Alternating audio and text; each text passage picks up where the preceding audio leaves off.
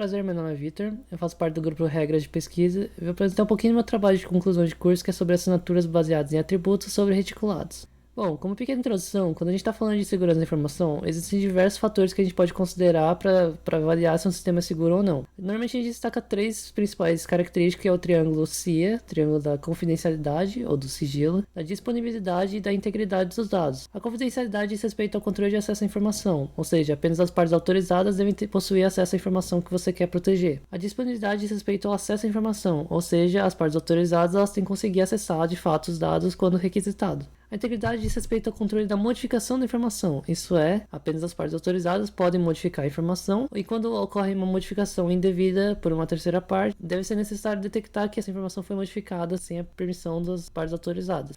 As assinaturas digitais em geral tentam garantir a integridade dos dados. Falando um pouquinho então das assinaturas digitais, elas são uma aplicação direta de técnicas de criptografia assimétrica ou criptografia de chave pública, e elas garantem a integridade e a autenticidade dos dados. Elas são utilizadas em várias aplicações como validação de documentos, autenticação e autorização de transações. Aqui eu botei um esquema mais ou menos simplificado de como funciona uma assinatura digital, que é muito similar ao esquema de assinatura física, onde a gente tem uma mensagem, a gente realiza uma assinatura, envia a assinatura junto da mensagem, e daí uma outra parte pode verificar que essa mensagem está íntegra, está verídica, autenticada, quando ela verifica que a mensagem bateu com a assinatura. A diferença é que ao invés de usar caneta e papel, a gente utiliza problemas matemáticos que consigam relacionar esse processo de assinatura e verificação, utilizando um conceito de chave pública e chave privada. Uma outra característica que as assinaturas digitais clássicas provém também é chamada de não repúdio ou irretratabilidade, que é a característica de que uma vez que você assina a mensagem, você não consegue negar que você assinou ela. Ela é muito útil em alguns casos quando você quer garantir a autenticidade de uma mensagem, a autenticidade de um usuário, mas ela nem sempre é desejável. Tem algumas aplicações que é muito útil você não ter essa irretratabilidade. E para prover isso, existem algumas propostas de assinaturas digitais anônimas.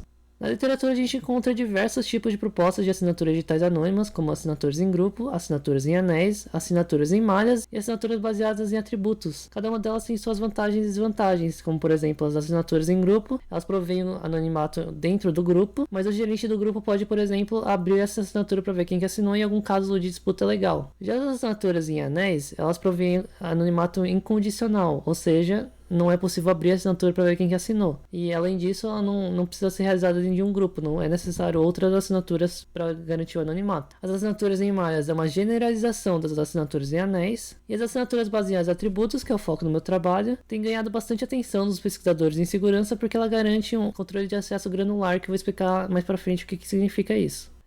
Então, falando um pouquinho das assinaturas baseadas em atributos, elas são um novo esquema onde as chaves das pessoas elas não estão mais relacionadas diretamente com elas, mas sim com as propriedades ou com os atributos que ela possui, como por exemplo cargo, departamento, nome e idade. As assinaturas que a pessoa vai gerar, então, elas são baseadas nos atributos que ela possui e não necessariamente na identidade dela. Isso permite assinaturas anônimas sem revelar a identidade de quem assinou, porque a assinatura vai estar baseada nos atributos dela e não na identidade.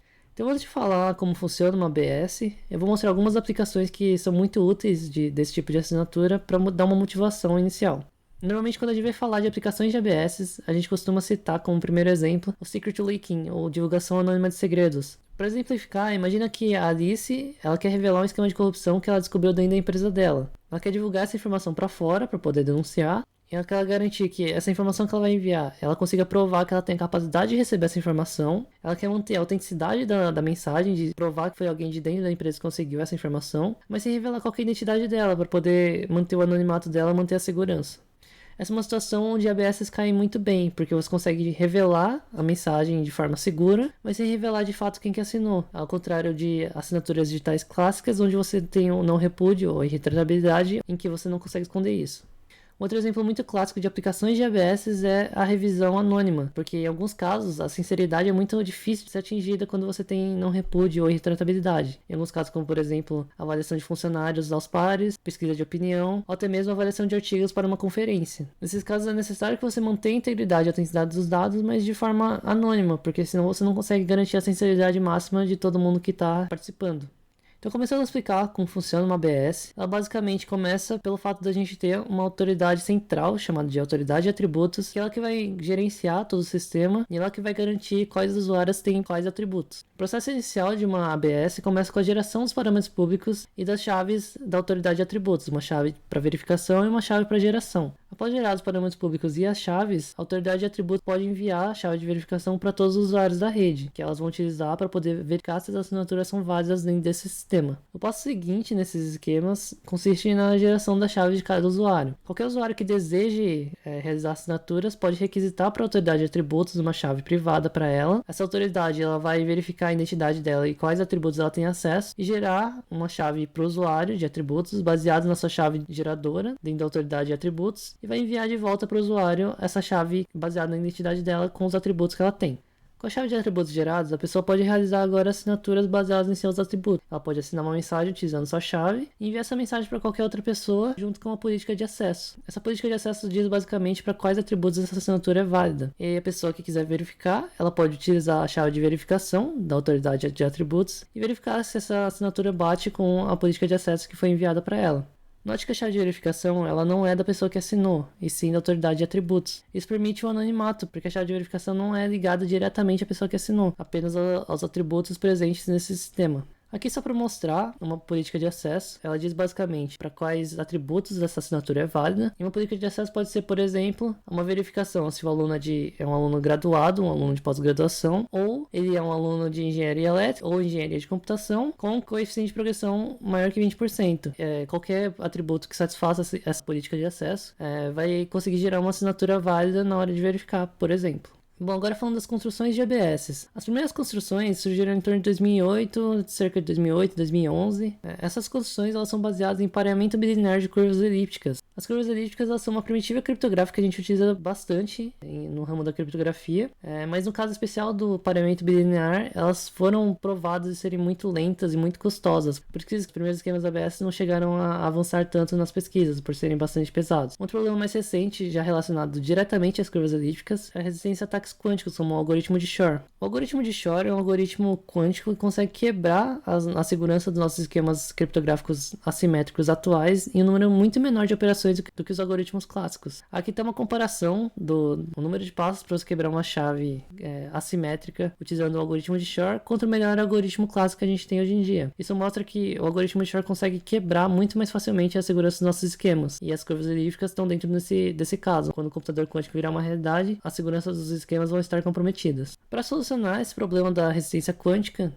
já estão sendo pesquisadas umas novas primitivas criptográficas, dentre elas uma que vem ganhando bastante atenção são os reticulados. Os reticulados eles são uma nova classe de problemas matemáticos aplicados à criptografia, e eles ganham bastante atenção ultimamente pela suposta resistência quântica.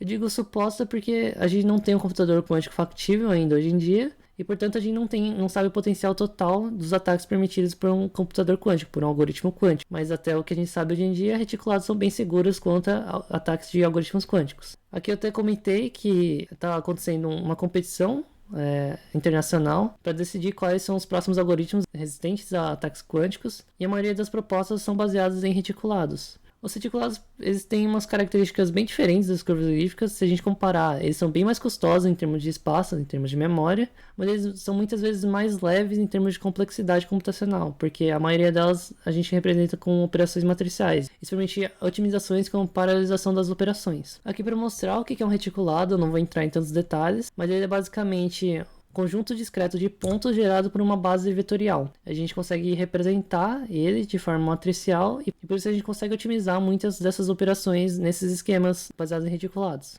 Bom, por causa da ascensão da popularidade dos reticulados, por causa da segurança quântica que ele provê, alguns esquemas ABS começaram a aparecer sobre os reticulados. Mas a maioria das propostas em reticulados ainda está focada em assinaturas digitais convencionais, como o processo que está acontecendo do NIST, que é a competição que eu comentei. Esses esquemas novos eles parecem bem promissores quando comparados com um pareamento bilinear em curvas elípticas, mas não tem muita pesquisa prática ainda. Há muitas propostas teóricas, mas poucas implementações. Bom, agora falando um pouquinho mais do meu trabalho em si, o nosso plano é tentar fazer uma prova de conceito de uma assinatura baseada em atributos utilizando reticulados. Essa proposta ela vai ser feita com base em alguns esquemas novos que vêm surgindo nos reticulados ultimamente, e o nosso objetivo é tentar entender as vantagens e desvantagens dessas novas propostas e, se possível, comparar o desempenho dessas novas propostas com as propostas antigas, se a gente conseguir implementar alguma coisa comparável. Bom, então em conclusão, esquemas ABS, esquemas de assinaturas baseadas em atributos, permitem novos tipos de aplicações. Os esquemas antigos, eles são muito custosos e também têm risco de serem quebrados por ataques de computadores quânticos. E novos esquemas baseados em reticulados parecem promissores, mas ainda falta muitas implementações práticas e é o que a gente pretende contribuir com o meu trabalho de conclusão de curso. Bom, é isso, muito obrigado. Aí estão minhas informações de contato.